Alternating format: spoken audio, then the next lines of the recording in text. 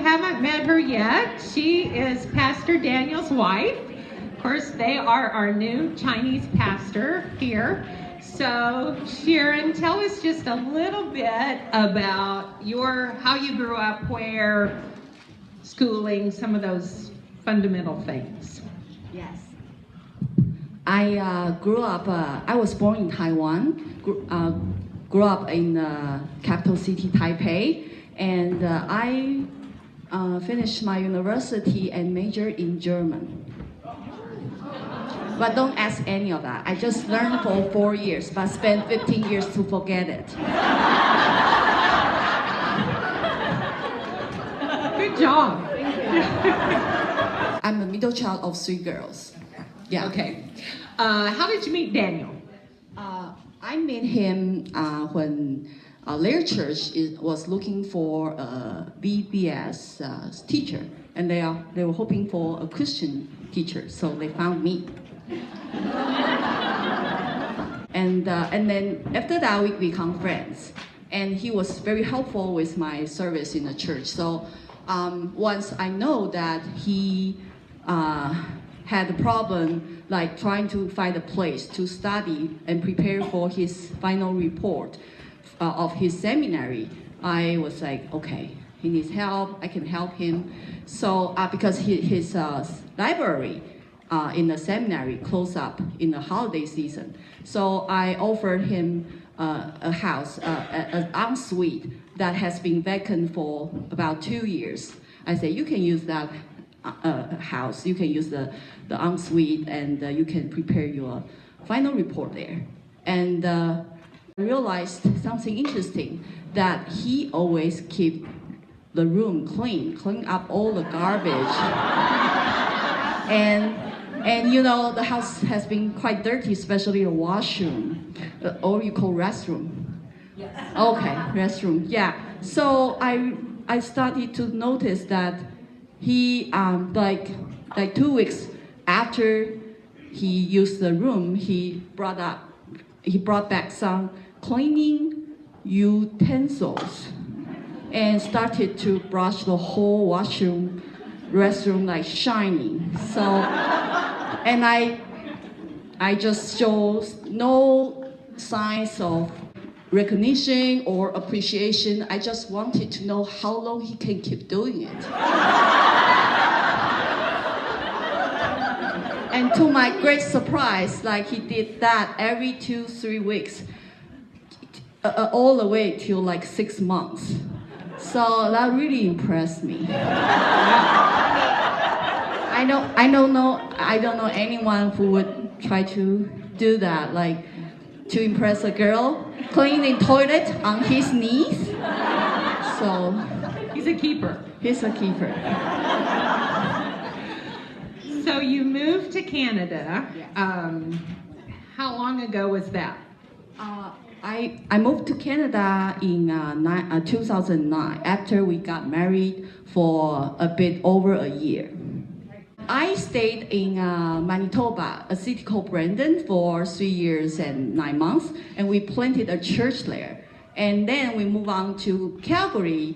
It's a city on the right side of Rocky Mountain, and stayed there for 3 more years before we moved here. And how did God work to get you here? Daniel has been looking for a church focused on discipleship and mission. And of course, a lot of church claim that they focus on discipleship and mission. But when we check the annual budget, then they show like where they put their treasure shows where their heart go, right? So, and I realized that, and Daniel told me that this church put 24% of the annual budget into the mission, and in that, about 10 to 12% goes to the unreached people groups. Whoa, that shows how like this church plays the game seriously, and we love that. Yeah, that's special. Now, yeah. Did you have a verse? Oh yeah. Yeah. In the process of the interview, Daniel had a confirmation from the Lord by a verse from Zechariah 13. It says, It is he who will build the temple of the Lord, and he will be clothed with majesty and will sit and rule on his throne, and he will be a priest on his throne, and there will be harmony between the two. So harmony between the two, I love it. Yeah, and when we had started the interview, I realized that Pastor Josh, our senior pastor, was trying very hard with the staff team to work for these two congregations work on the one mission statement, and there will be a pastor play a role of a bridge. So I think that's the harmony between the two meaningful for us.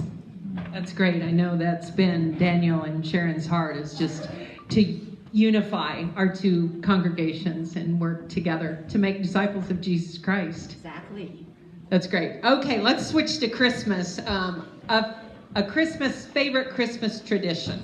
Yeah, I have been wondering about this question, But when I moved to Canada, when we planted the church, we opened our house for international students in Christmas every year. And that was the tradition I like to make. It's, I will ask the international students to bring a gift and to do a gift drawing to decide who get what, right? And I will put more drawing papers in it for additional gifts. So and because of it's a church planting, so we got pretty limited resources. So I have learned to be creative.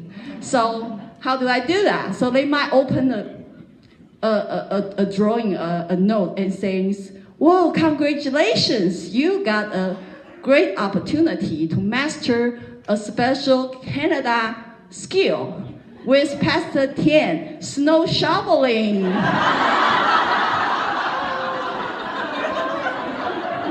If we only had some snow. Oh, that's a lot of snow. Yeah.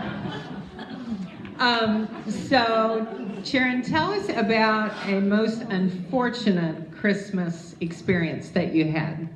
2 years ago, God touched our heart to go and join a marriage enrichment camp in Vancouver.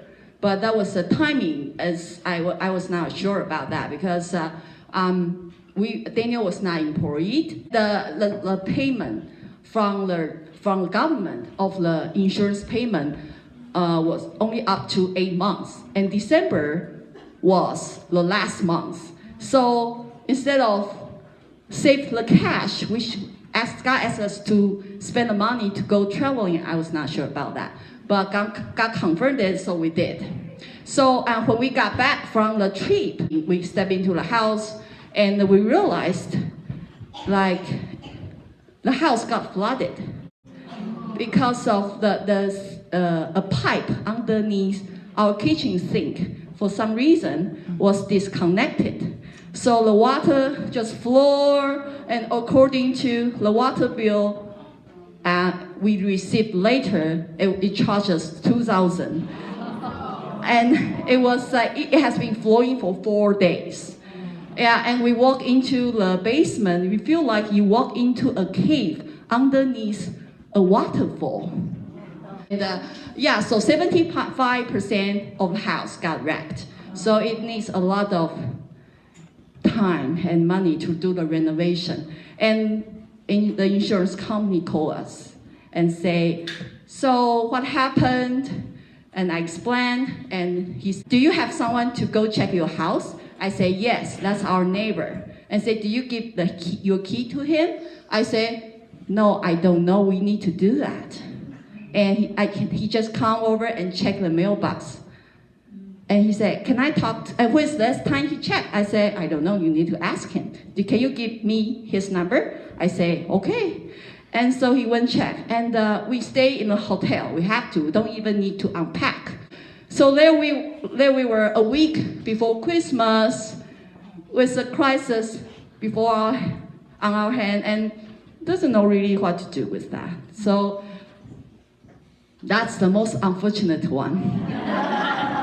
And then tell us about the most memorable Christmas. The most memorable one, believe it or not, is the same one. So how does God turn it over? You know, when we were in Vancouver, I was introduced to a brother who's also Christian, deliver a weird message to me. He said, I see you and your husband is on a bridge. God is going to move you forward. So you are going to be moving to a next stage, not only physically, but also spiritually. And when you were on the bridge, there will be water underneath, look turbulent, and just focus on the Lord. So, okay, water underneath turbulent. I thought it was a metaphor, but it's not. Yeah. So, and I got back and talked to my husband what I got. And he said, okay, that means that we might need to sell the house and put that on the market. So we better do the fixing up with the kitchen and the floor. And I said, but honey, how can we afford it?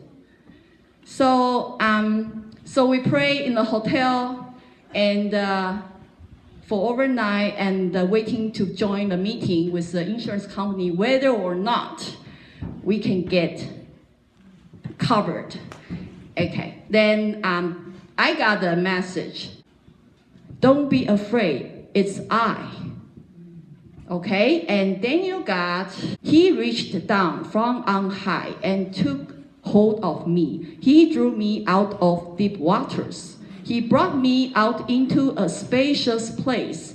He rescued me because he delighted in me. So when we were in the meeting and the agent said, we will get you covered in front of our neighbor, his jaw just dropped. It was impossible. And so we got all covered. And then we get to stay in the hotel for 2 weeks, and all our meal got 85% covered. So we find the best restaurant.